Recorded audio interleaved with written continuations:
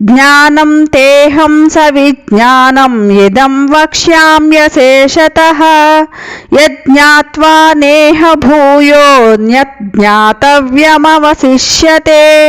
ఓ అర్జున, నీకు జ్ఞానం మరియు విజ్ఞానాన్ని పూర్తిగా చెప్పబోతున్నాను.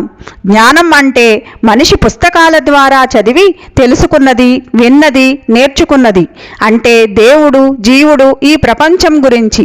విజ్ఞానం అంటే ఆ జ్ఞానాన్ని అనుభవంతో గ్రహించడం, వ్యక్తిగత అనుభూతి. ఉదాహరణకు అగ్ని కాలుస్తుంది అని తెలుసుకోవడం జ్ఞానం. అగ్ని దగ్గరికి వెళ్ళి వేడిని అనుభవించడం విజ్ఞానం. ఇది తెలుసుకుంటే మనం ఎవరో తెలుస్తుంది. దేవుడు ఎక్కడో కాదు, మనలోనే ఉన్నాడని అర్థమవుతుంది. భయం పోతుంది, దుఃఖం తగ్గుతుంది, జీవితం అర్థమవుతుంది. పుస్తకాల నుంచి వచ్చే జ్ఞానం సరిపోదు, అనుభవ జ్ఞానం కావాలి.